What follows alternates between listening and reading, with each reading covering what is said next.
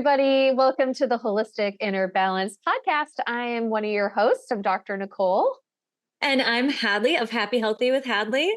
And if you struggle with symptoms in your immune system, it's a type of anxiety that we call immune system anxiety. This is absolutely a must listen to, must watch podcast episode because we are having a conversation with Amber Walker. And I discovered her reading her book, and it's called Mast Cells United, a holistic approach to mast cell activation syndrome. And she is an absolute expert in terms of mast cells, COVID, all things immune system related, and then that juxtaposition between what's happening in our immune system and what's happening in our emotional well-being in our brains. And so this is going to be a great conversation, and you can learn about her by clicking on her links in the bio. So be sure to follow her on her Instagram, and she has a bunch of offerings that she'll tell us more about if you want to learn more. And so I'm going to tell you a little bit about her. She is trained as a PT and a DPT. It's a physical therapist, and she's passionate about public health, chronic illness, patient community. And she at one point was completely sidelined by mast cell activation syndrome. And she has been on a healing adventure, a healing journey, and has regained the ability to return to her career activities, her outdoor adventures. And she's done that thanks to the help of a comprehensive medical team, naturopathic treatment. And she is an absolute advocate. She has all sorts of wisdom on her social media. And so definitely check out her stuff. And I hope you really enjoy this conversation because I know that Hadley and I have sure been looking forward to it. I'm so excited for you guys to hear about this. I know that you're going to get so much out of it. Awesome. All right. Well, let's jump into the interview. Let's do it. So we're going to talk today about long haul COVID and what it is and healing from it. And you have a pretty powerful story. So I'm curious if we can just jump into what long haul COVID is, especially for those who are a little bit newer to this topic. Do you mind sharing that? Yeah, absolutely. Well, essentially, long haul COVID is defined in the literature and the research as either developing symptoms or continuing to have symptoms 3 months after the initial viral symptoms happen. So 3 months later, and then typically they persist for at least 2 months after that point. So 2 months or longer of having what we call chronic or long haulers, long COVID. There's so many names that we will use for this. Post-acute sequela of COVID-19 is a lot of the terminology in the literature, but I think for today we could just keep using long COVID. It's easiest. Yes. And it is extremely common. It is extremely common. In fact, a lot of the research, there's different guesstimates on this, but I believe 1 in every 5 people 6 months after having COVID will meet that criteria for the definition of long COVID. And then when you look at people a year out, I believe it's like 10% or 1 in every 10 people will also still be experiencing those symptoms. So on a global, if we look at kind of this, the last several years and what's gone on, that's a really big deal. Yeah. That's significant. And there's I imagine, a spectrum of symptoms. What are they kind of encompassing when they're looking at that and saying, oh, okay, well, this is diagnostic? Well, I think the top ones in the literature tend to revolve around fatigue. Shortness of breath comes up a lot in the studies. Sleep issues come up a lot. Neurological symptoms are very, very common. There are a lot of patients who end up developing dysautonomia, or a lot of times they're diagnosed with something called POTS, which is postural orthostatic tachycardia syndrome. So that's something that commonly goes hand in hand, although I don't believe that's an official part of the diagnostic criteria. There are a lot of conditions that tend to overlap. And once people discover that they are having long COVID symptoms, they often get diagnosed with a bunch of other things like mast cell activation syndrome, for example, or they might find that they're having more issues with hypermobility or hypermobility spectrum disorders, or something like hypermobile Ehlers-Danlos syndrome, something like that. Also very common. So once you kind of start to go down, it can be a bit of a rabbit hole, because then a lot of times there's a lot of other labels or diagnoses that get kind of tacked onto that with it. Yeah, I'm kind of envisioning like a pile of different things that now has had kerosene and fire put onto it. So you may have a tendency towards, or maybe a genetic predisposition towards something, but then you had that epigenetic shift that caused some of the, maybe these latent kind of things to start to express themselves. Exactly. Yeah, exactly. And a lot of patients, when you start to pry a little bit on the history, at first they're like, I don't know, I was pretty healthy, I was doing pretty good, and then this happened. This was the big event. But when you start to talk and be a little bit of a detective about it, it turns out if you go back and look at the timeline, generally these patients did have some things that happened maybe in their youth, maybe when they were teenagers, maybe in their 20s, 30s, depending how old they are. And this was kind of like the straw that broke the camel's back for them. But a lot of these patients do have a lot of historical signs and clues if you really start to be a detective about it. And that's where it's really important to be thorough. A lot of times our conventional system doesn't give us enough time in a visit to really go deep on this stuff to uncover these clues. But I think that's huge with these patients, is starting out by getting a really good history, having a nice, thorough initial session to kind of collect some clues.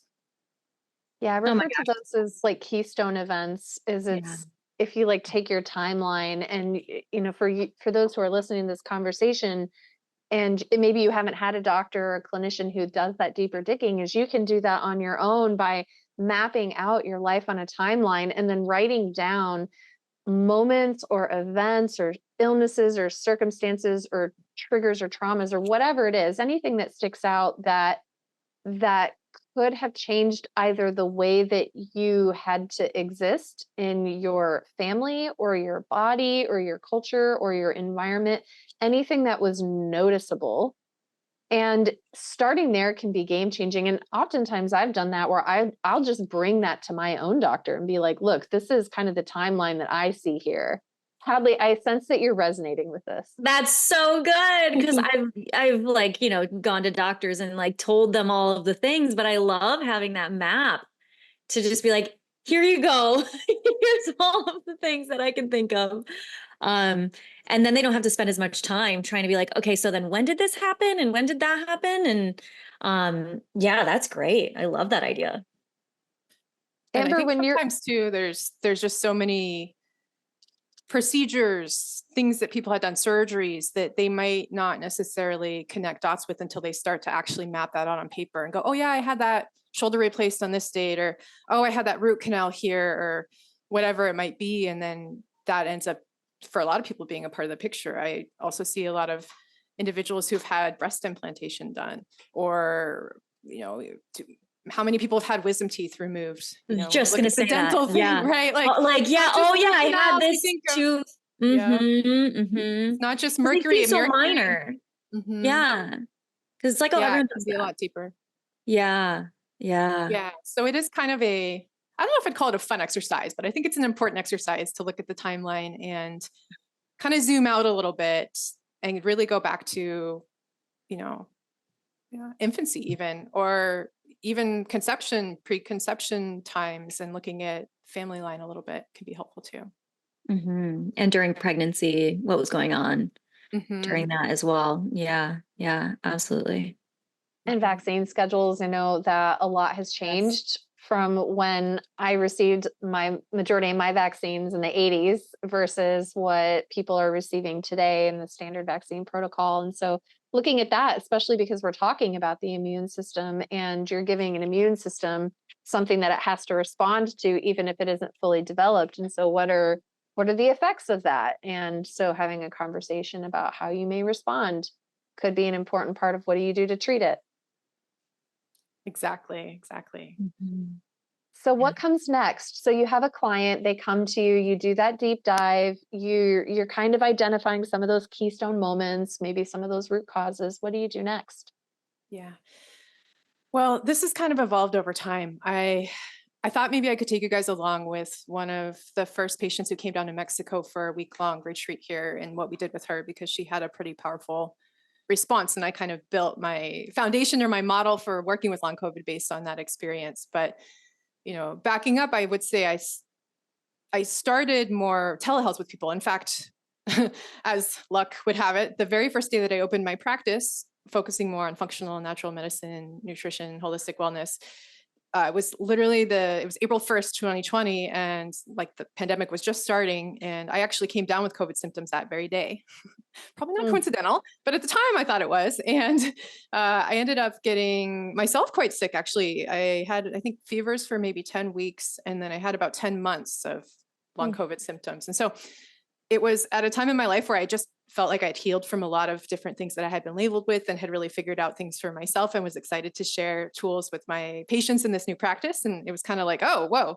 Well, I saw it as an opportunity to really dive deep within myself and figure out, as a sort of a guinea pig for myself, well, what appears to be the root mechanisms or root issues here going on for me, and maybe that will help if any of my patients have this happen too. So I kind of started playing with ideas based on my own experience. And then for maybe a couple of years after that, I was working a lot in telehealth and starting to figure out trends and noticing a lot of clues and things that were helping people. And then about a year ago, I started having patients come down to Mexico. And they would come down for a week, and it would be just a 5-day intensive where we'd really focus on a lot of different themes. And that's when I really saw people's healing accelerate in terms of long COVID, because I think when you work in telehealth, it depends on the situation, the circumstance, and how often people are able to meet. But sometimes you're meeting once a month, or maybe if you're lucky, twice a month. But sometimes it gets spread out even longer, 2-3 months between sessions. And so it's really hard to cover a lot of these important foundations in that manner. So I think it is helpful to commit as a patient to really focusing on this for a certain time frame and going a little bit deeper and really devoting more attention to it to see the quicker results or the better results with the approach. But I'd love to share with you just sort of what this patient gave me permission to share a little bit about her case publicly. So maybe a little bit about what I did with her and kind of the foundations with her that seem to really carry over into other cases. Yes, would love please. that. We love that. We love the case studies and the story. Yeah. Yeah, I think it can be pretty powerful. And all in all, when I looked back at kind of what we had done that week and how we put it together, we had done 20 different things, 20 kind of categories of work. I mean, it was an intense week. It was several sessions a day together, that sort of thing. And basically we started working together on Monday, and on Friday she left and she said, I no longer have long COVID. Like I don't have the symptoms. And I that really blew me away. I mean, it blew my mind because I believe in all this stuff. Absolutely. I wouldn't be doing it. But we hadn't worked on detox. She didn't start supplements. She'd only been there 5 days. We hadn't done anything physical focused. The bulk of what we had done, the majority of what we had done was all energetic, emotional, spiritual, nervous system based. So that really stood out to me. I thought, wow, we're really onto something here. This is so fascinating. So essentially, I consider long COVID to be more of a nervous system issue with like a side of toxic burden, if you will. But what we did after we got her through her history and some detective work is we started to look at how we were talking about long COVID, just even what language we were using around it. I think that there is so much fear about this topic, and with the lockdowns, with everything that happened. And I think part of this fear depends on where you were during the pandemic, what culture you were in. I think that played a bit of a role. I definitely see some differences in Mexico, where I live now, compared to where I spent the majority of the pandemic, which was the United States. But I think that if we can take away that fear and kind of take away the power of this label of a virus, that can be really empowering for people. So that was something that right away, day one, session one, we started talking about her understanding of the virus and this virus. And we've started to reframe it as this perfect storm of inflammation in her body.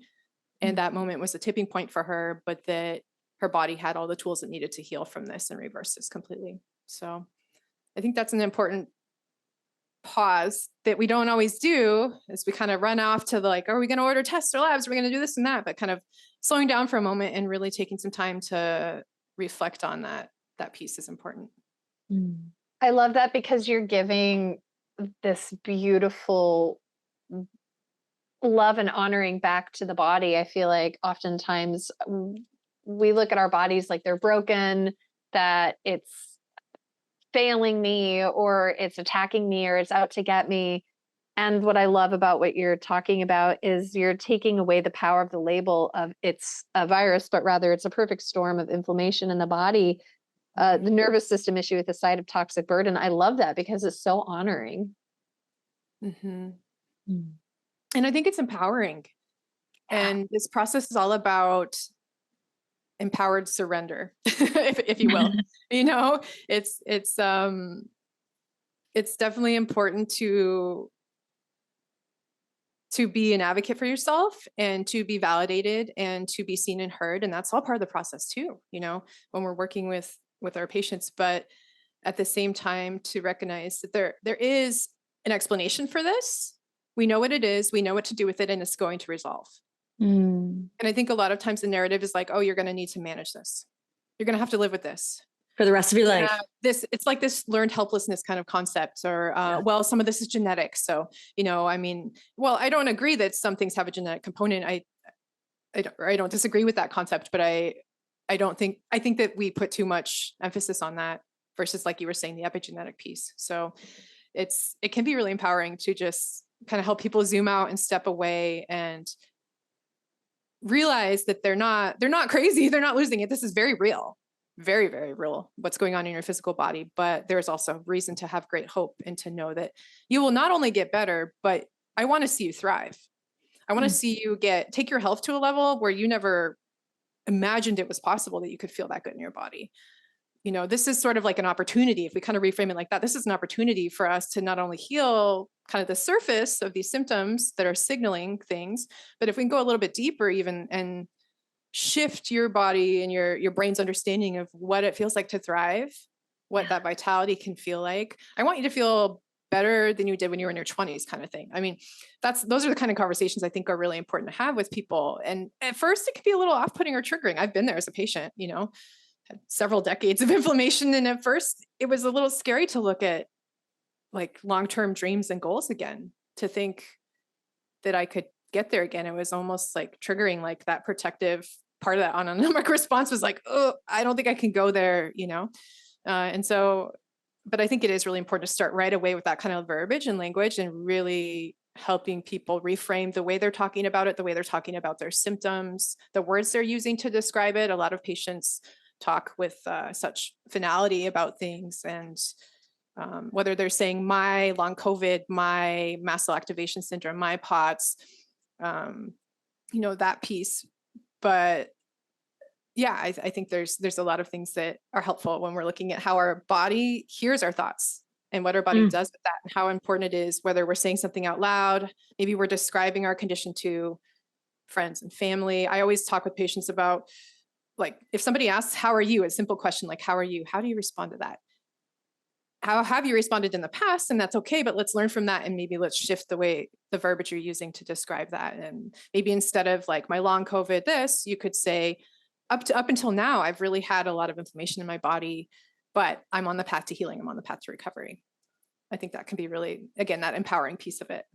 Well, and I love how, because you had mentioned before that people will say like, oh yeah, no, I was healthy up until this point. Like I was like doing fine. But then you're like, well, actually there were things that were happening before. And I love how you said that I want you to feel better than you felt before you got this, with, you know, before this happened. And sometimes it's hard because it's been so long since they felt that way, or maybe they haven't felt like they have thrived in their bodies. But it is totally possible, which that's the exciting thing. And I love that's part of your message, because it is so empowering. It's so hopeful. Mm-hmm. Yeah. The science says so, and we can prove it. And I think that the language, this is really in alignment, Amber. I love this. And my heart is like just bouncing up and down with joy. This is the language that I use in Panic Proof, is that this is an explanation. There is an explanation for this, and it's going to resolve, because in the title of my book, I talk about ending anxiety forever. And then the first thing that people say is, you can't end anxiety. You can't not be anxious. And I'm like, well, what's the difference between like winning the lottery and what happens in your body and being panicky and anxious? Is the chemicals, the pathways, the signals are the same. The difference is context and the meaning that we give to it. And you're talking about a major paradigm shift in how we interpret the data from our bodies and what we do with it.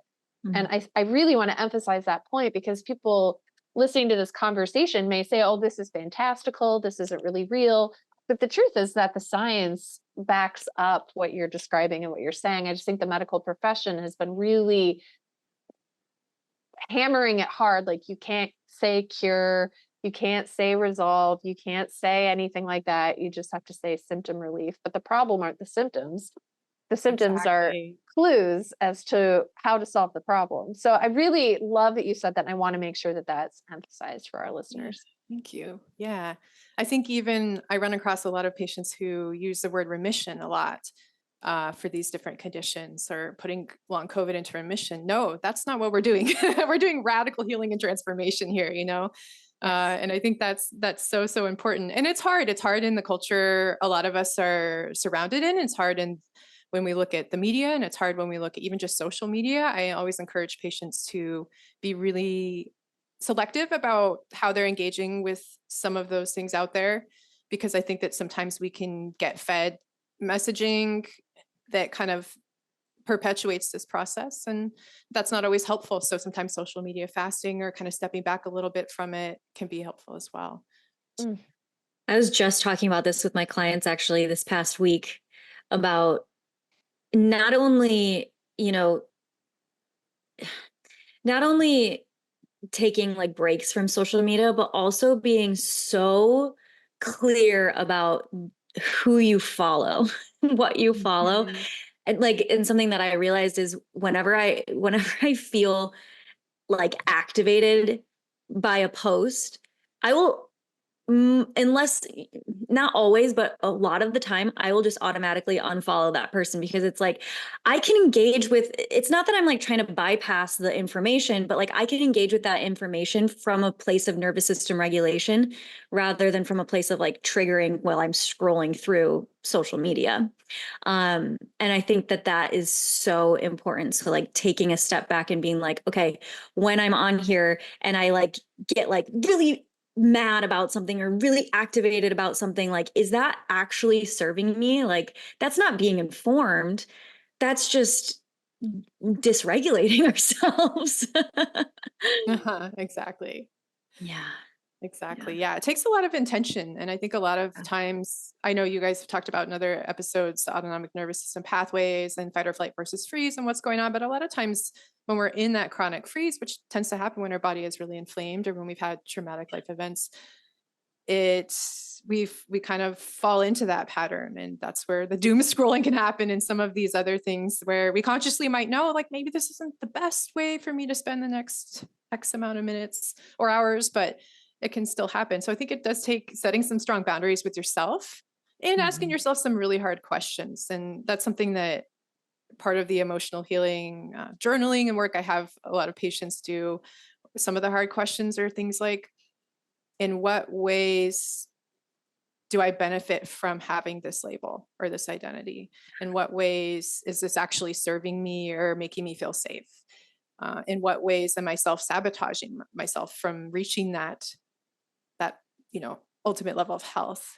I think there's a lot of hard conversations in all this work, and it's not stuff that happens overnight, but it's all important. And I actually put together, I have a little journal I just put out that has about 50, I want to say 53, 54 questions kind of along these lines that I work with patients on. And they're questions that I also bring into when patients come down to Mexico and we work on this concept of healing from long COVID. So I think we could talk a whole episode just on that piece and kind of the emotional healing work that can be useful and coupled with some limbic system strategies. But I'll try to not ramble too much longer on that. Why don't we talk about maybe the next thing that I tend to do when we're working on healing from long COVID with patients. I was curious if you guys have ever heard of craniobiotic technique.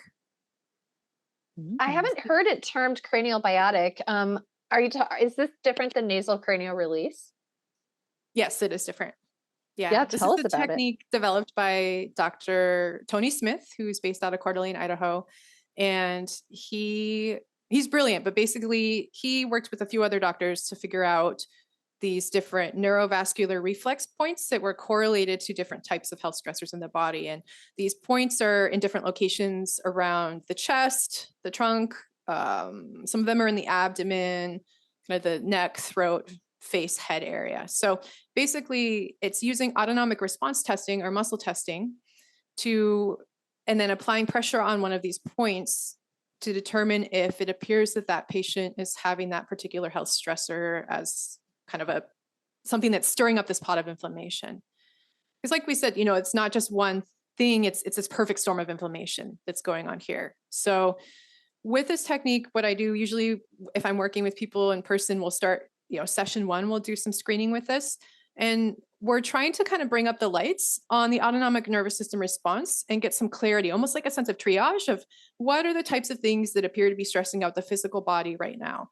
And so that's kind of part 1. That could be something like SIBO, C. diff, chronic strep or staph infection, parasites, candida, H. pylori. There's viral points. There's points for things like toxoplasmosis. There's I think there's 25 or 26 points that we screen. There's mold points. And so trying to kind of triage and figure out, okay, if we do all these labs, you're probably going to come back having, dozens of things show up on the labs, most likely, as most of us are in this imperfect, toxic world we live in, right? So it's one thing to know if you've had exposure to those things or if those things might be present, but it's another thing to know what is your body trying to signal us is really the biggest root issue here, the biggest, group of root issues. So once you figure that out, then you can actually figure out which organs. There's a way to test the organs and see where these stressors might be more concentrated in that particular patient's body. And then you can use the negative charge of the back of the hand over certain points on the head to signal the body while you're putting pressure on the stressor point and the organ point. So you need 3 hands. This is where the practitioner can come in to help signal the autonomic nervous system to clear that. So right off the bat, I see that to be really helpful for taking down some of the noise. A lot of times it feels like, at least in these cases that are really complex, that the autonomic nervous system is like, I know this and this and this is going on, but I don't know what to do all of this. It's just like, what do I do? And so it's kind of helping the system go, okay, focus on this here, focus on this here. Let's kind of calm down this activation pattern and help your system clear it naturally. And then if at the end of the week we do a few sessions of that and things haven't cleared on their own through that signaling, then we can go into our functional medicine tools for that. Then we can go into some other work for that. So that's kind of the first part of the process that I like to work on in terms of helping people with the long COVID piece. And it's a pretty powerful tool. I mean, I first had it as a patient and then was wowed, and of course had to go to their, certification programs and all that and learn how to do it myself. But as we often do as practitioners. Absolutely. Yeah. We have a life-changing experience and we're like, I need to know all the things. Mm-hmm. Yes. Mm-hmm. And you call that autonomic nervous system recalibration or autonomic nervous system noise reduction. What would the name of that step be? Because I love steps. Well, I think that's all part of craniobiotic technique. So that technique itself is kind of a several part process. You're first identifying the what, then you're identifying the where in the body, and then you're doing the signaling as a way to help the autonomic nervous system sort of recalibrate to that. Beautiful. Yeah. So that's all under that umbrella that Dr. Tony Smith developed, that technique. Awesome. So that's something I love to utilize with people. And there are ways to utilize that via telehealth as well, which is pretty cool. And then we generally next will go into more of like a customized nervous system program when people are here. So that tends to look, well, it's always customized, but it's generally using principles to help people understand the different aspects of something like polyvagal theory. So kind of what type of state is my nervous system in a given moment, and that concept of neuroception and figuring out, am I more in fight or flight? Am I at the top and kind of that ventral vagal calm, happy place? Or am I more in that dorsal vagal pathway of freeze? And so we'll do some work on just identifying what that looks like for patients, identifying their patterns and their tendencies, identifying what tools they already have in their toolbox. Because a lot of times patients are already self-soothing in really awesome ways. So it's not like reinventing the wheel necessarily. It's just kind of bringing up some awareness about this and how to use it in a practical way. There's so many good programs out there for the nervous system that people will come and they say, I tried DNRS or the Gupta program or Primal Trust. A lot of people have been using that one lately, or there's so many out there. But I think the only downside to some of the way those programs are developed is that they aren't always customized. And so if you're following along on videos at home, maybe breath work is actually really triggering for you. Maybe it triggers a trauma response or something, or, not every exercise or intervention for the nervous system is helpful for every single person. And so this is where we get to be creative. We get to have fun with it. We get to play with things and figure out what's the most helpful for somebody. And in this work, the other thing I find really important is making it small and bite-sized, because a lot of these programs are like, watch these videos and do these practices and meditations for an hour a day, which if you have time, that's amazing. Right. But most of the people I work with are busy parents, or they have a lot of other things going on. And it's just, and it can be very taxing and draining. So trying to find like, what are 2 or 3 things that we can do that are going to help soothe your autonomic nervous system in like 20 to 30 seconds, maybe 2 minutes tops. I'm talking like really tiny things you can sprinkle into your day. And these might be top down or bottom up. I know you guys have talked about that in previous episodes too, where sometimes they are things. I would say the majority of patients I work with tend to do a little bit better with bottom up. So a little bit more somatic type practices, whether that's with light touch. That tends to be the first place we'll start. But that's a big part of the work, I think, is just helping show the autonomic nervous system that it's safe in subconscious ways, kind of shifting where the system is kind of sitting is very, very important. So that would be kind of the next part of the work. I'm curious your thoughts on that and how you guys integrate that too. I love that. I mean, I'm all about the physical touch, like just bringing ourselves into our present moment by just being like, oh yeah, I'm here. Mm-hmm. Here's my body. I'm here right now. I'm not in the future. I'm not in the past. I'm just here. And I find that touch is the most tangible way to do that. Breath is great too, but it is slightly less tangible than touch. So yeah, I love that you said that. That's wonderful. Yeah. The bottom up approach. We're all about it. A practitioner once who talked about with the breath that the movement of the belly is more important than the breath itself. Yes. Wow. And so placing your hand on your belly and just practicing pressing it out and allowing it to draw back in and pressing it out. And it could be that you have vagus nerve activation, which is part of that, moving the belly in and out, but also you're feeling your root, you're feeling your core, and you're feeling the motion of that. As opposed to lots of us, we like try to breathe and then we get air hunger, or it's like up in our shoulders. We're only using the top percentage of our lungs and we get hung up on it, or we hyperventilate. Mm-hmm. And so she's like, don't worry about where the breath is actually going. Just pay attention to the motion of the belly. And I really like that because I tend to overanalyze the breath and feeling like I'm doing it wrong and get hung up on it. And how many counts was that? I need to hold longer. No, just feel your belly breathe. Same. And then I get more like nervous and anxious, and I'm like, this is actually dysregulating me further. Yeah. Yeah. So true. I love that. Oh my gosh. One of my big mottos is less is more. Yes. I think sometimes we just complicate so many things about healing, and the simpler, sometimes the better for a lot of people. And even patients, there's a lot of patients who don't prefer light touch or breath work, or their systems aren't ready to go there yet. And there's definitely some value, I think, in also including things like practices for energetic boundaries.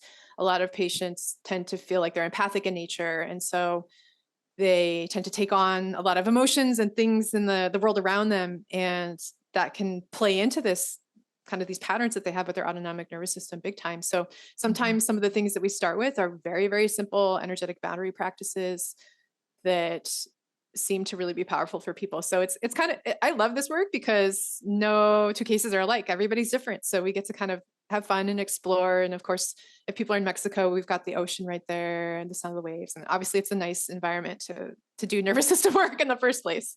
So that can be helpful. But the other thing I love is sound healing. And that's something that I'll usually integrate with people if they're open to that, or if they haven't tried it. Particularly, I mean, I think like Tibetan bowls, there's so many ways to use sound for healing. But in what I tend to do with patients who have had long COVID symptoms is we'll use something like the Safe and Sound protocol, which is something we start together, or we might start via telehealth and then they kind of go on their own and do it. It's a program that has 5 hours of music, and there's actually 3 different kind of categories depending on what your experience is with music and where you want to start. But basically, it's specially filtered music. This is a program that was developed by Dr. Stephen Porges, if you've heard of him. And he's brilliant, but he's Yes. put together this program quite a while ago, and originally for kids. And then they started doing more research on it. There's tons of peer-reviewed research behind this program, which is great, but they've started researching it in adults and all sorts of different conditions. Even, I think they just did a study on EDS last year about this. So a lot of different types of people who would benefit from this type of music, but basically it has specially programmed frequencies and tones in the music that impact our middle ear muscles, like our tensor tympani or our stapedius, those teeny tiny middle ear muscles. And it's sort of like strength training for them. And it helps them put a certain amount of tension on the eardrum and recalibrate things as part of our social engagement system. So we have these 5 cranial nerves that go from the brain to different parts of the body. And by working on these different nerves, it's not just the vagus nerve, which is very important, of course, but there's some other nerves that are also really important to be mindful of. And we can use some tools therapeutically to help the system shift and recalibrate. It's almost like the reset buttons. Instead of being in tune with background noise or scanning our environment, like, oh, got to keep myself safe. What was that noise? Is somebody going to sneak up on me? Which is all subconscious programming, right? That happens after trauma. This music helps our system recalibrate what our ears are scanning the environment for, so that we can rest more in that ventral vagal place of peace, connection, calmness, etc. So I found that to be really powerful with people as well, and a great intervention for patients who have had symptoms after having COVID. There's a lot of research about the vestibular ocular reflex and how that plays a huge role in trauma and PTSD.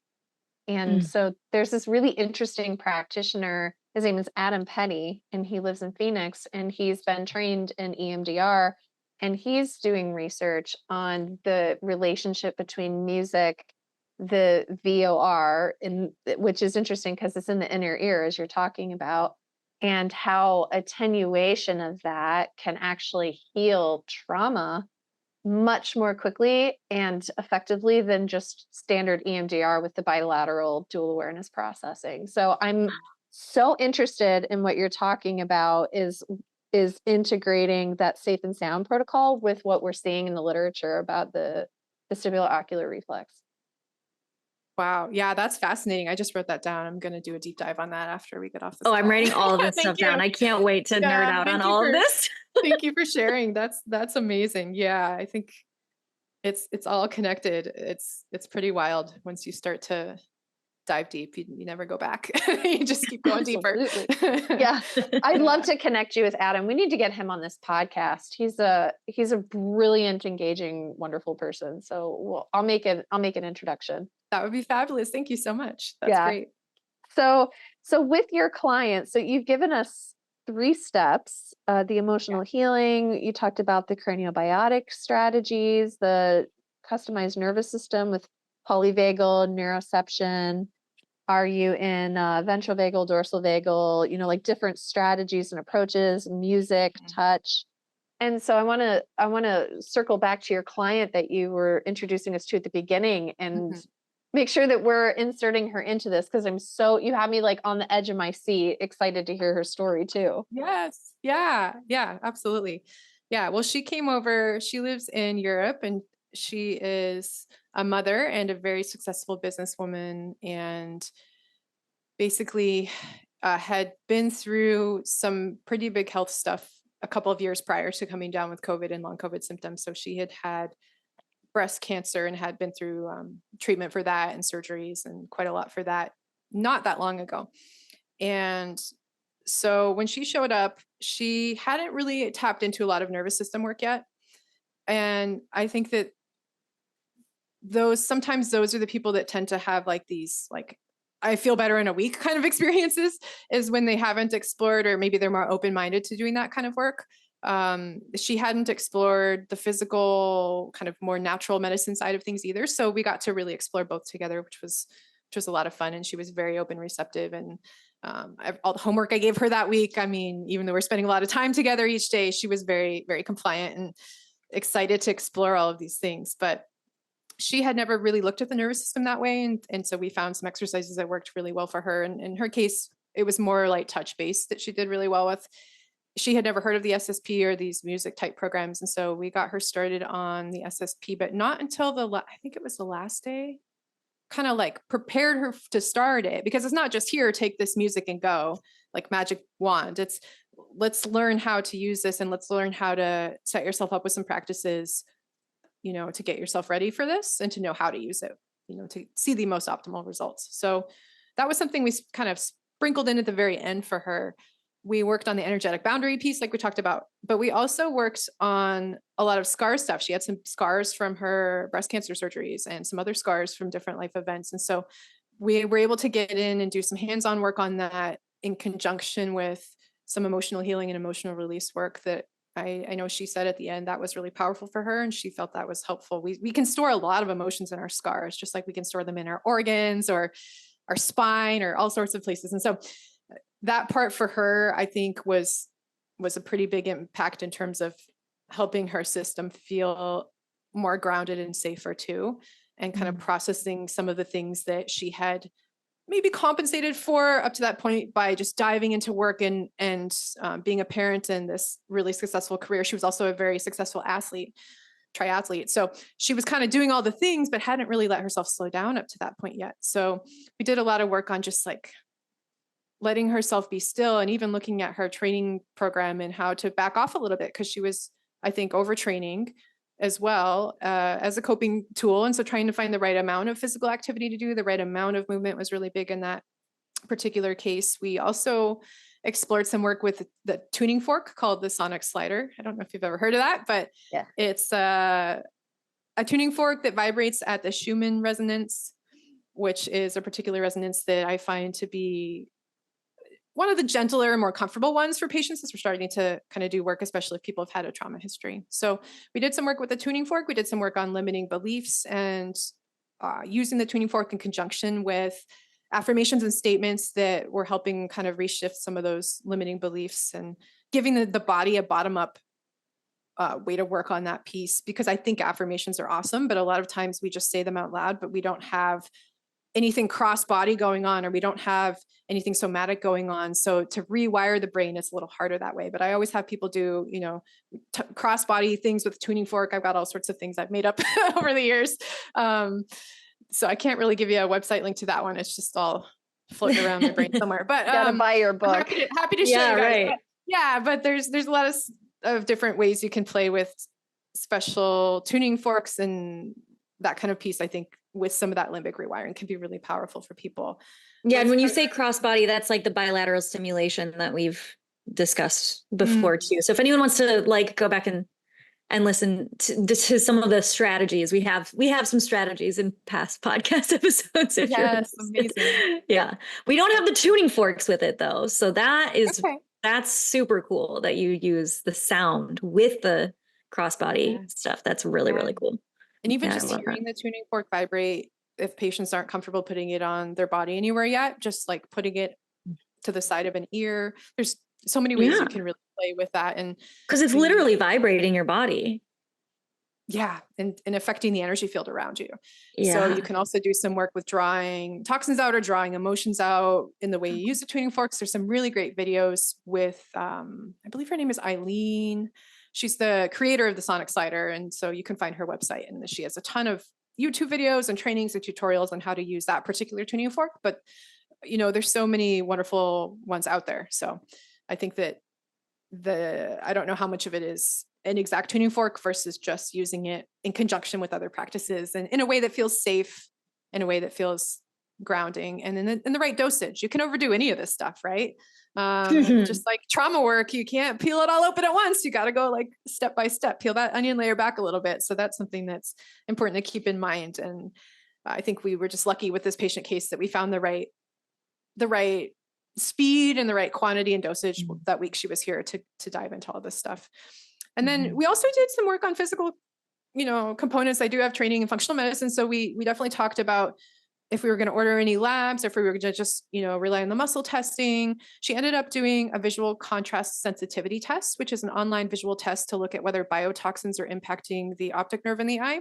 So biotoxins, that gives us a clue about things like mold. 80% of the time, if that test is quote positive, then we're a little more suspicious that mold toxins might be impacting at least the nerve function in the body. And so interestingly, since COVID happened, that test also has a little COVID screening at the end of it, some questions, and they believe that long COVID cases tend to fail that test pretty consistently. And I've also seen that pattern, but to me, it's not really a diagnostic test as much as it is like a little marker for us to track progress over time if we're going to work on some of the physical detox pieces. So some of these functional medicine labs out there are wonderful, but you could drop quite about $1,000 on just getting some baseline tests with people. If we can use our intuition to maybe get a couple baseline clues, sometimes that's the most powerful for people. I would say though, if patients have never explored the impact of toxins or looked into that, it can be really helpful to see that on paper and to have some clarity on what exactly the system is wanting the most support for. So I'm not against that testing, but I let everybody decide for themselves. So in this case, let's see, I believe she didn't want to do any of the labs, but she did the VCS test. We did the muscle testing. And then we came up with a plan for her focusing on detox and drainage support. We talked about topics. We just sprinkled in little conversations throughout our week about clean foundations like clean air and water and food and stress management, because she had a lot of stress with her job, sleep hygiene, bowel support, making sure she wasn't getting constipated, just toxin avoidance principles, those sort of things. We talked about the environmental piece. She was suspicious there was mold in her place that she was living in, but she had never really looked into that. And so, part of my question with this case was, okay, well, she just flew across the world to do this thing. She left her house. If she was in mold at home and now she's maybe not in mold in this week in Mexico, maybe that's why she feels so much better this week. But it was interesting because in this particular case anyway, she flew back home, had them look into mold. There was some found, but she didn't really remediate, kind of that process drew out. And she continued to get better and better. I mean, she felt like she no longer had COVID when she got home. And then she was like, I didn't know I could feel this good. I didn't know I could perform this well as an athlete. Like things kept getting higher and higher after she got home in spite of the mold in her house. So that was really interesing to me. That's not always the case. Always the case. But I do think that the autonomic nervous system is a very powerful player, and those limbic pathways are very powerful players in terms of what's going on when people are in mold. And it's a very complex dynamic relationship. And there are some parallels. I've seen every single person I've worked with that's considered themselves to have had long COVID has had either historical mold exposure or active current mold exposure. And usually they were in some kind of a toxic burden load when they developed symptoms of long COVID, whether it was radon. Sometimes it's radon with especially a lot of my Colorado patients. Mold is very, very common. But I would say I never want to have mold goggles on, but I do think it is an important topic with these patients to work on. And for some patients, it's like, well, what came first, the chicken or the egg kind of thing. But I do think there is something unique to things like mold or just elevated toxins in general and how that impacts our autonomic nervous system and our limbic system and might throw us into some of these patterns that then result in these chronic symptoms. So I do think that is a relevant topic for most of the patients with long COVID. It's one that it's a slippery slope. I mean, you don't want to do too deep of a rabbit hole and become super hypervigilant. And molds, I've lived through it. I've been there. It's not a light or easy topic. It's not a fun topic at all, but I do think that it is important to explore gently and see if there's any clues there that might be connected to the symptoms and the patient's health and their whole family's health for that matter. So when you've seen the VCS test showing up, and so you're suspecting there could be mold and it could be affecting the nervous system because you're expressing that that's looking at the ocular nerve. Is that what you said? It's the optic nerve. Yeah. You said the optic nerve. And so what do you feel like has been the most effective thing for you for helping that when there's like mold in nervous system? Because a lot of people, they do all sorts of mold detoxes and it's just really sticky. It's just hard to get any sort of movement in that. What have you found? That's such a good question. I think it depends on the extent of what's going on and if the exposure was historical, how much is happening. If I have somebody who's living in an 1800s home, historical building, and there's like black mold growing on the walls, it is really hard. It doesn't matter what they try for the nervous system. It doesn't matter what they try for detox supplements. it's pretty hard to move the needle on those ones when there's like such a high inflammatory burden. But, there's a continuum. So there's some people who can still live in a little bit and heal very well. So I think that in some of these cases, what I found, there's different categories or subgroups, but I say some of these patients with that history of mold exposure or active mold exposure, there is also something going on with parasites that seems to like coincide. So if there's any two quote root issues that I'm big on in the sense of helping these cases, I would say it's probably those two areas. If I'm going to quote spot treat anything, it's going to probably be mold and parasites because of just the clinical wow cases I'm seeing of working on those things and how people's lives tend to turn around when we work on that stuff. So I do think that is important for some of my stuck cases or patients that feel like they're stuck, I should say, that have tried it all. They've tried all the parasite cleanses and all the detox protocols and all the detox work and all the autonomic nervous system programs. Sometimes what they need is something that's more emotional, spiritual. And so we'll do something like mind, body, spirit release, which is something that another wonderful program that I cannot take credit for that was developed by Tracy Southwick. And it's a way to help the body release subconscious imprints of emotions that have kind of piled up throughout our life and help the body clear those when it feels ready to bring them to the surface and clear them. So it uses a laser, and we do some muscle testing as part of the process to figure out what specifically are the emotions. Is it, emotions that are trapped in an organ or a body system? Is it emotions that are trapped in a scar or the spine? Is it connected to limiting beliefs? Or maybe there's some emotional tension related to a person, like a relationship or a physical place or an event that happened. There's so different categories that we test as part of that technique. So I do find that can really move the needle quite a bit in those patients that if they're open to it. And that's, a big question is if people are open to that type of work, it can be extremely powerful. I've seen amazing things with, something that's not a one and done. Generally, like we'll peel back some layers, but we might work on the same intention or the same thing for a number of sessions before people start to see things really shift with that. In other cases, though, people will do an emotional clearing, and the next day they'll release tons of parasites and gallstones for the first time. Like their body was finally able to just let go of that stuff. So it's another angle, another technique that I love to utilize. And in this case that we're talking about, this initial one that came to Mexico, we didn't use that in the week she was here. We have used it since she's returned home. But that is something that I do like to bring in, for those cases, if people are open to that. That's absolutely fascinating. And so Tracy Southwick, it's called the Mind, Body, Spirit program, you said?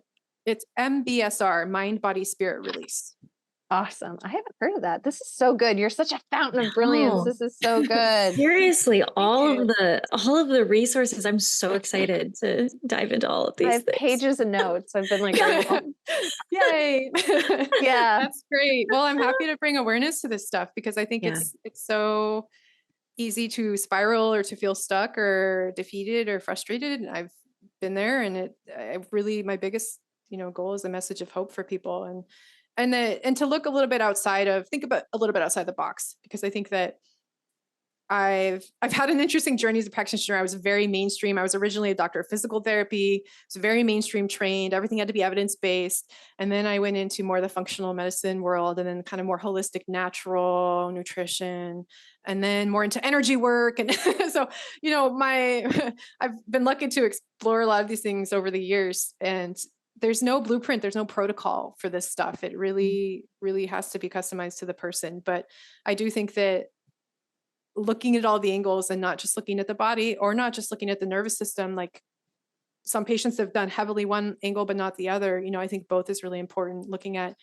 our spiritual, mental, emotional health, as I know that you guys have so many amazing resources for that in your episodes that you share. So important. So putting it all together is where I see the biggest bang for the buck with these patients, and just kind of helping them get back to feeling like they can play again, feeling like they can be creative again, feeling like they can be back in community again. Because for a lot of people, that was such a big thing with this pandemic, was this and that the fear around it. So kind of coming out of that piece is really quite powerful for people as well. I have some patients I work with via telehealth that still have not left their homes since the pandemic started. And they won't go to the mailbox kind of thing. Like their systems are so traumatized from this. And so we start with little baby steps. Like, let's just stand outside the front door for 30 seconds today. And next week, you're going to walk to the mailbox and back. And then in a couple of weeks, you're going to walk around the block. And then next month, you're going to go to that outdoor concert. And then the next month, you're going to go to that restaurant. Like, kind of working people back into with the right tools, of course, and the right strategies to keep themselves grounded. But realizing that how much this isolation impacted people and might be feeding into what's going on with these long COVID mechanisms. I love that you said that too, like with the right tools to keep them grounded doing that stuff, because I think a lot of times we think that, oh, we just need to get out of our comfort zone or whatever. And like, and you even said like taking those baby steps, but throughout even the baby steps that we take, we also have to regulate our nervous systems to feel safe doing it so that we can then feel safe to take the next step. I love that you said that. Yeah. It's not just push through and, get to the other side. It's meeting the system where it is and finding the right tools for that person in that moment, and being gentle with ourselves and recognizing it's not a linear path and there's going to be bumps on the road, and that starting to look at our symptoms as signals. I know you guys have talked about that in past episodes too.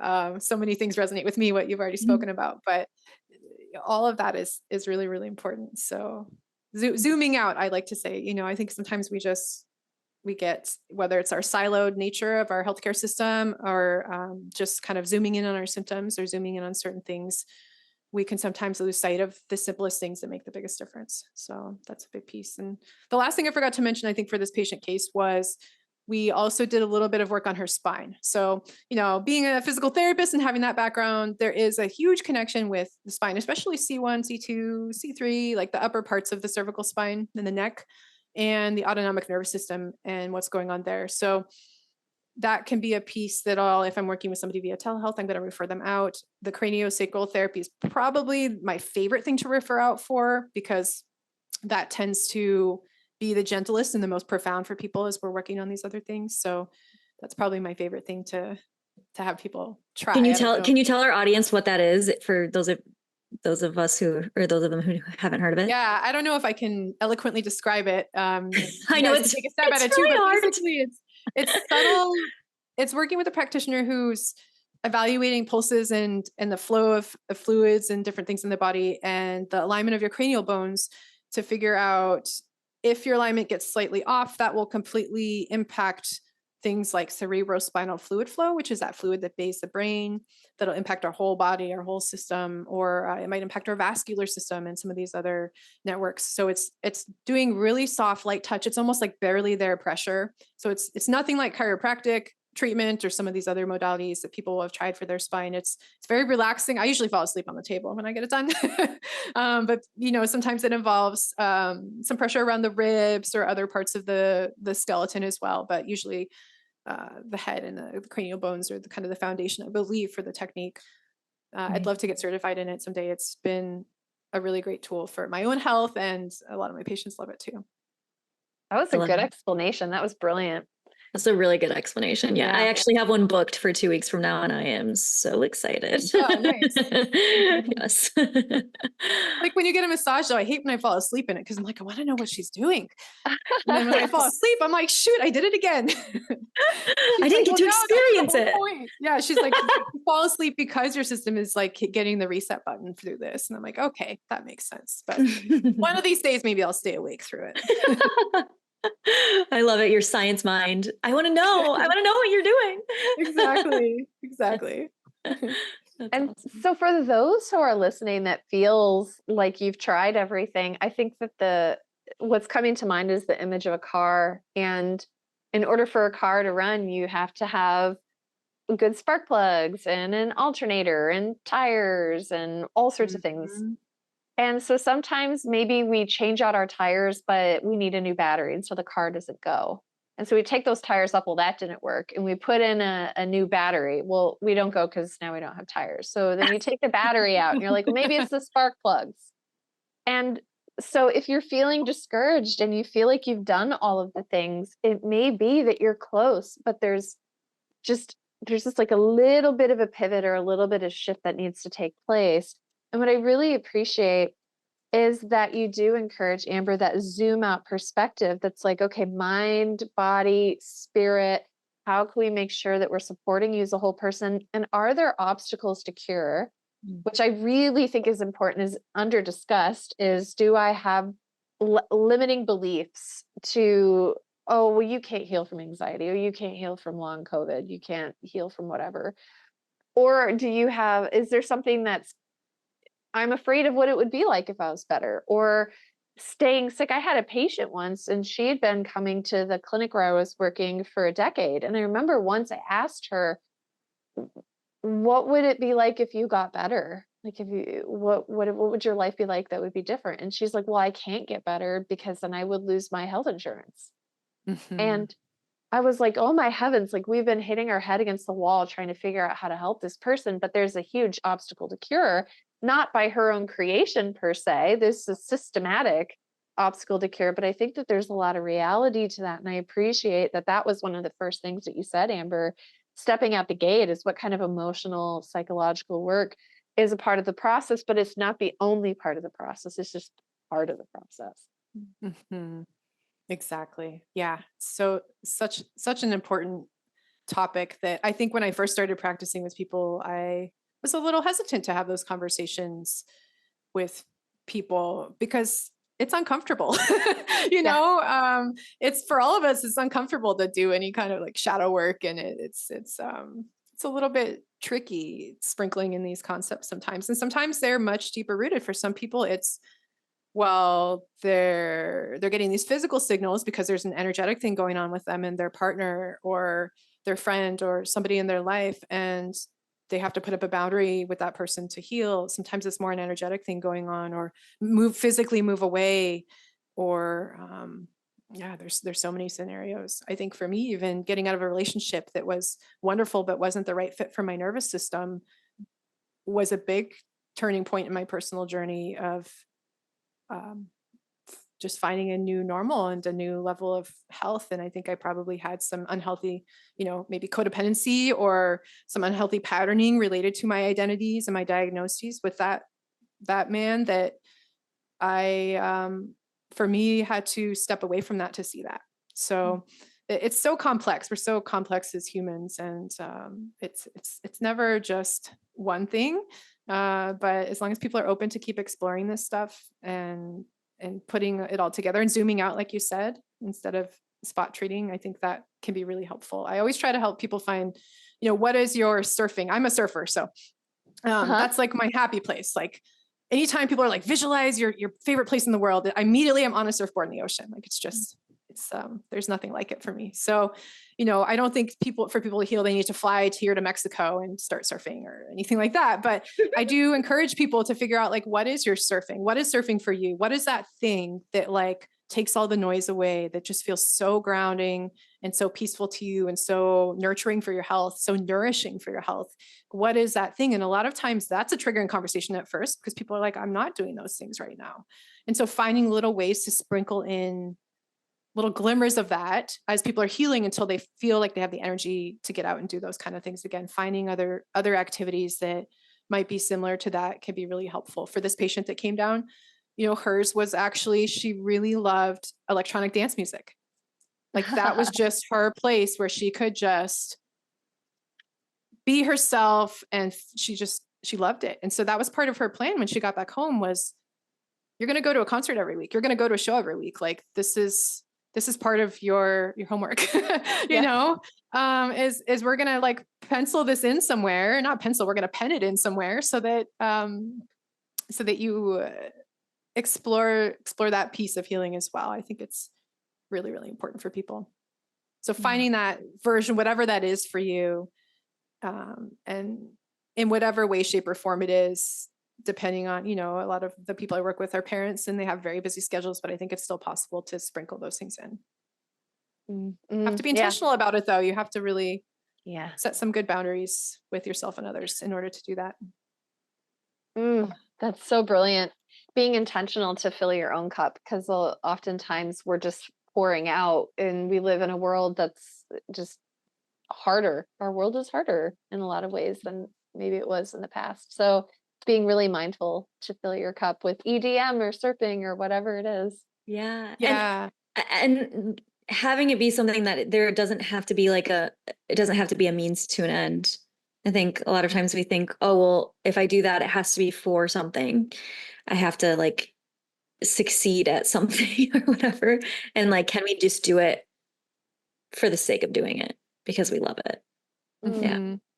Yes. Good. The last thing I would say about this case that just came to mind as we were talking about EDM actually was that she was very open to microdosing with mushrooms using psilocybin. And so that was actually a part of what she explored once she got back home that she told me was also very helpful for her process. So I know that that's become a hot topic in a lot of the healing communities out there. And there's a lot, probably do a whole episode just on that. But I think that, there's different ways to use plant medicine, but I think the most important thing is working with somebody who knows what they're doing in that arena.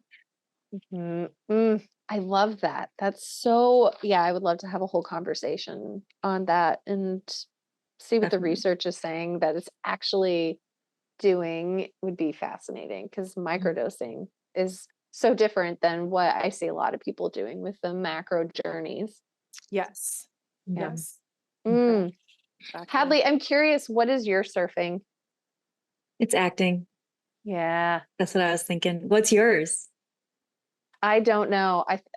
As you were saying that, like so pure, so bliss. I'm not Yeah. sure. I Maybe was right. tearing up because I was like, it's acting for me. It's literally, yeah. How cool is that? Yeah. Oh, I want to see you act. Soon. I've been Send me a doing video. some- Yeah. I'll I'll send you a send you video. some videos of me wiping out on waves. Perfect. and I'll let you know when I find my acting surfing. Yeah. You will. And you will. And it changes. It's not, I wouldn't have said that 10 years ago. It would have been something else, or I might not have known, so Totally. I feel like it can change quite often too. Oh my gosh. Such a beautiful conversation. And so people are going to be really eager to learn more about you and to get in touch. I connected with you on Instagram. And so tell us your favorite ways for people to find you. Sure. Yeah. I'm not great with Facebook, not going to lie. So probably Instagram is a little bit more consistent. I have a couple of accounts there. One is called Mast Cells United, which is more of my like author page connected to some of the books I've written. But the clinic page is called Origin Wellness Clinic, ORIGIN Wellness Clinic. That would be the Instagram handle for that. And then the website that has a lot more information about long COVID resources as well is probably the best one to point you to would be originwellnesscolorado.com. So I originally started my practice in Colorado before I moved. So it's a little bit misleading. I will change the URL at some point. But for now, originwellnesscolorado.com is probably the best way to connect if you're interested in learning more about, becoming a client. I still offer long COVID type weeks in Mexico. If people do want to come down and do that, just not during hurricane season. So the rainy season, we take a break, but otherwise, every 1 to 2 months, there's usually a week blocked off when patients want to come down. And then I'm actually about to start up a group for long COVID that's virtual. So we'll be meeting on Zoom calls once a week for 10 weeks. And I'm really excited about that because it's going to put together basically everything I do when patients come down for a week to Mexico, but in a slightly different format. I'm excited to share that with the world because, it's not realistic. So many people can't travel. It's expensive, time-wise, logistically, you name it. So while I absolutely love hosting people here and I always encourage that, I think that this group is going to be a nice way to put things together in a little bit faster than what you might get if you became a client and we're doing one-on-ones. It might take a little bit longer to get all the information. So I want to go on this retreat. So you guys might you see should come me down. there. I would love that. What Next part of time we Mexico? meet, let's do it in Mexico. Yeah. Yes, Sounds please. great. Happy to show you around. It's been one of the best decisions I ever made for my life. So What part of Mexico are you in?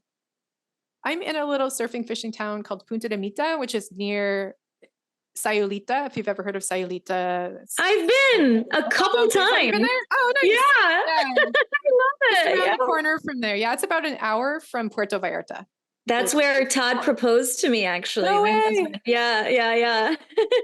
Oh, Special Amazing. place. Yeah. so cool. Good I energy love it then. there. Yes. Yeah. Oh my gosh. One of my favorite places ever. I love it there.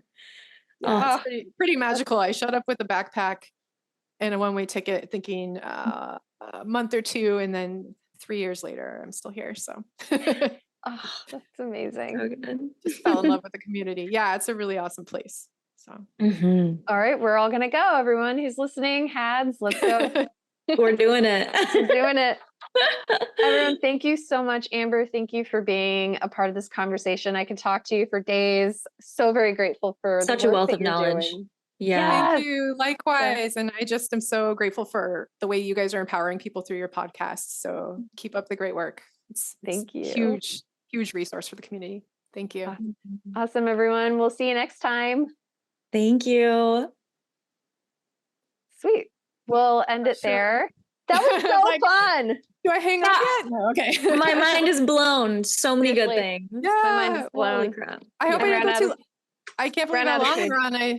I tend to ramble. I forgot to give you my disclaimer at the beginning that I might start to go off on some tangents. And if you guys have to go somewhere, you better like rein it in. I am love- so here for all of your stories and your wisdom. I have I'm gonna nerd out, and I'm gonna definitely connect you with Adam. I feel like that would be such a good That'd be synergy. really awesome.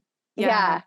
He is so kind and so warm and so smart, such a great healer, and really eager to connect with other thought leaders. Yes, I very much appreciate that.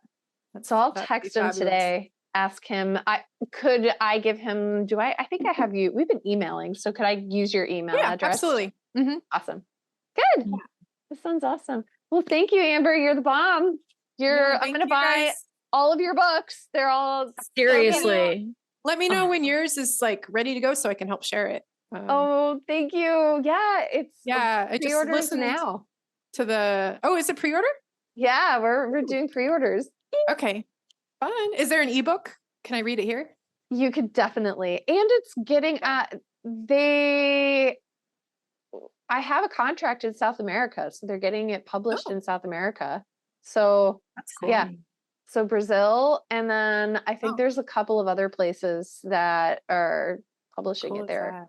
But you know English, you can read it there. But yeah, there's an ebook. I mean, I have a couple books in Spanish, but I'm like 20% of the way through them because I end up getting Yes. one. Or I But can yeah, send you that a would be- copy. Yeah. Yeah. Oh, I can't wait to check it out. That was the podcast I was trying to listen to when my technology was being all weird. So I didn't get through the whole podcast. Hopefully it'll work later so I can finish learning about it. That's now that the obstacle, we've gotten the message out, and so now the universe will be like, oh, okay. Yeah. All there we right, go. now there you go. Perfect. Yeah. Yeah. And Hadley, I want to learn more about Ayurveda. Gosh, I have so many questions I could ask you guys, but I know that's not Oh the my gosh. point of why Yeah. you asked me here. But yeah, just I've got a couple mentors here that are really into it. I'm trying to learn from right now, but Oh, awesome. just starting to crack the surface of it a little bit with a lot of curiosity. Oh my gosh. Is one of them Kate Stillman? No, actually. No. Okay. Well, They're Mexican. They're Mexican friends. Oh, okay. Yeah, Okay. they're Because just- she lives in Punta Mita and I learned from her. That was why I've been to Punta Mita a couple Kate? times because Wait. Yeah. Maybe I don't know her last name, but I know Kate. I feel like I know. is some it Kate. yoga healer? She is. It's her funny because company. half the people I know here, their last name's like Surfer or like Sayulita, because I just Right. we don't know each other that way. So She does yeah, I don't know. paddleboard surfing. My I best know. friend, some of them, I'm like, I don't think I know their last name, but I love it. Oh my gosh, that's great. I'll have to look for her. Kate Stillman. Put that Yeah. on my Mm-hmm. list too. I have to connect with her. That's awesome. Yeah, Yeah, there's that's- some really talented local healers here, and there's a Ayurveda school, I think in Puerto Vallarta, I believe. where a lot of Oh, people okay, cool. Train, and so yeah, I've met so many locals who have gone through that program, and I'm like, oh, That's God, I really kind of want to do cool. it. I mean, Yeah. my Spanish is good enough. I would do it.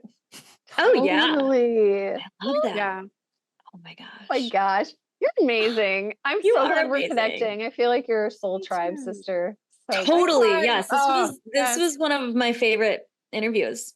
yeah, for sure. Same. Oh, good. Well, I'm glad, and I'm glad it was novel. I was like, gosh, I don't know if anybody, you've probably had people on talking about the SSP and CBT and all these acronyms. So No, hopefully not it's the, new it's stuff. new. Anyway. Yeah. Good. No, yeah, so many new things. So many new So things. It's many. really good. So Oh, excited. Awesome. so we'll stay in touch, my friend. I'll let you know when the episode drops, and Yeah, we'll send you awesome. some stuff Appreciate that you that. can share. Thank you for Yes. having me on. This was so much fun. And yeah, So looking forward to further connecting and of course seeing you guys down here soon when you come visit. Yes, please.